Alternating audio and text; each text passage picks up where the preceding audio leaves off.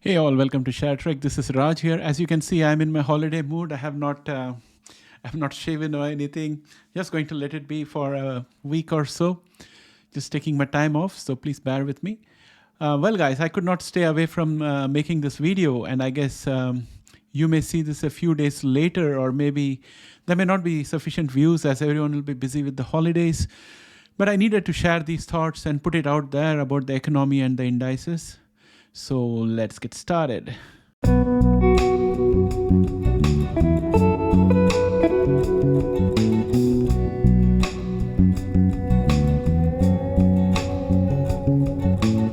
Welcome back, friends.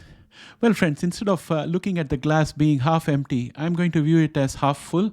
That doesn't mean that I'm going to gloss over all the negatives, but I'm going to try to make some positive sense out of them for the new year. So as I scan the aftermath of the last 24 months, I'd like to take a bigger scale because our problems are not immediate, but they have been forming over a period of time. I can surely say that 2021 was vicious and 2022 was not that much better either, except for small patches where we had some good time in the market. And I'm thinking that anything that goes up must come down, and conversely, anything that goes down has to come back up again. At least if anything that goes down does not come up, well, it can go extinct if it is an isolated niche. However, when a global economy goes down and keeps going down, that is unlikely to happen because everything and the kitchen sink is involved in the global economy. So a bounce back, I think, is absolutely imminent. Our job as investors is to carefully manage our capital to buy the dips with discipline and optimum restraint so that we are able to hold on to our investments until the bounce back arrives. Once the bounce back arrives, we need to change our mindset to be able to sell the bounce with discipline and optimum restraint so that we can reap the maximum profit. A good investor is one who manages to do this in a reasonable manner. Nobody is going to be perfect. Nobody can time the market, but a good investor will end up being the one who has managed this the best. And honestly, I don't believe anyone is capable of telling us when the market will turn. Everyone is working with probabilities, and those with a big name and corporate presence may sound more credible, but not necessarily that they are going to be successful in predicting or timing the market. Now that I have concluded that a bounce is imminent, let us look at all the things that we have been through. We have been through the great financial crisis and came out stronger. Then we had been through the trade war followed by COVID pandemic, and the central banks pumped in money to support people who were prevented from going to work in order to stop the pandemic. It seems to me that we are almost at the end of all our problems. What remains is to correct the financial excesses that were committed during the pandemic. Let me take a moment to explain the way I see it. During the pandemic, people were scared. We have successfully handled Ebola outbreaks, which is a far more serious outbreak. We also handled SARS, which was quite an infectious outbreak, but we failed in handling the COVID outbreak. And in my opinion, there's a big reason why. I think that we were handicapped by a secretive government in China that did not share the information about COVID in time. And the cat was out of the bag eventually with COVID getting out of China.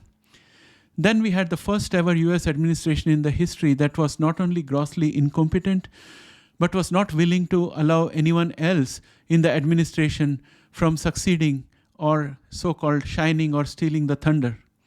The US administration for the first time in history had a president who was downplaying the pandemic and was jealous of CDC potentially succeeding and taking credit. There was total denigration of responsibility at the US government, and as a result, instead of leading the way to defeat COVID, like we had defeated Ebola and SARS before, US became an originator of all the wrong anti-science messages. As a result, a professional CDC, which had successfully conquered Ebola and SARS and led a global response to these pandemics and brought it under control, was reduced to a prop, and successful fast-track mRNA vaccines were looked at with suspicion. The real impact of all this was over 500,000 lives lost that need not have died. I mean, those people need not have died. As the death toll increased, there was a move to prevent people from assembling, and that meant not going to work, and the governments of many countries paid workers to stay at home. When wages are paid without productivity, then purchasing power is created to buy goods that were not created. Not only that, but also the ports were not working, so supply chains got straggled. Cargo ships were lined up outside the ports for miles, and Chinese factories stopped producing.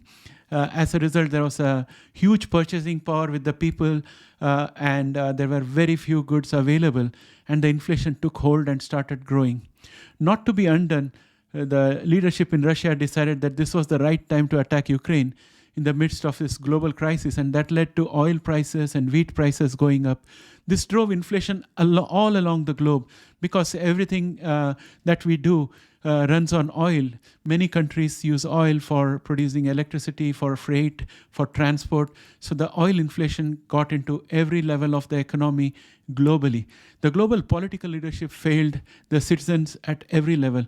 Ideological and narrow mindset of leaders led to all the wrong decisions that aggravated the situation instead of solving issues. This was the only difference between the past pandemics and COVID, in my opinion. You may have a different opinion, that's all right, but this is what I am thinking happened. Today, the shipping container shortage has eased, freight rates have dropped, the port congestions have abated.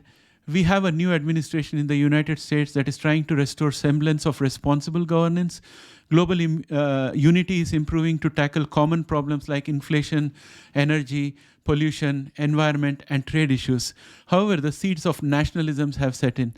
There is a growing political movement that is isolationist in very large number of countries. Every country is moving inward, and the global supply chain that provided a restraint to inflation and gave us a high standard of living is unraveling.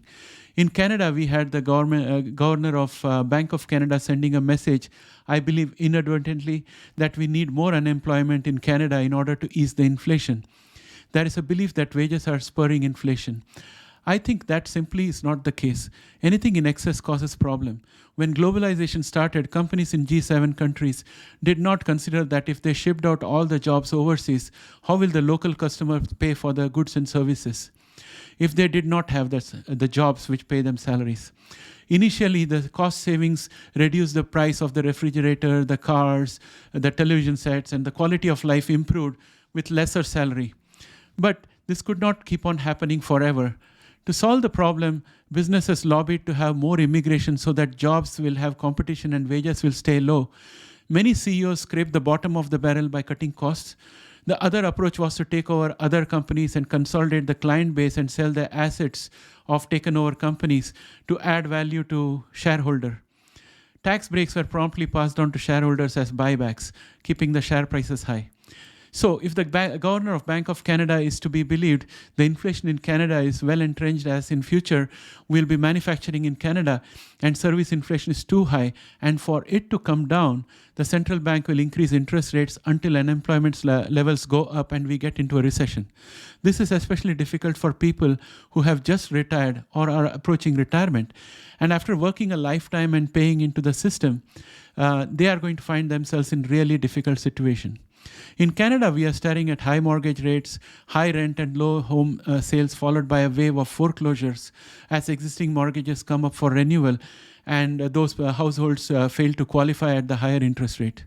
In the midst of all this, the government is still going to accept 460,000 immigrants into Canada, and I'm not sure how those immigrants will be able to afford rent or get a job when their interests are clashing with the objectives of the governor of the Central Bank of Canada. Something is seriously wrong in this picture. So I'm thinking that if we continue on this course, we'll probably get a recession in 2023. And towards the last quarter of 2023, Canada should slowly start to emerge back and pick the growth path. In the United States, we are likely to get closer to a wave of foreclosures. And after that, we should see a recovery. And that may happen around the same time that we are expecting Canada to recover. This will be the last quarter of next year. I also think that by that time, China would develop herd immunity for COVID and the Russia-Ukraine conflict would have come to an end. I'm curious to know what you guys think. This is the best outcome that I can think, and it's probably in the last quarter of next year. I'm very curious to know what you guys think. Please put your thoughts in the comment section below so that I can get some feedback from the community. I wish you all the best for the holiday season. So that's all from me for now. Bye and take care. See you later.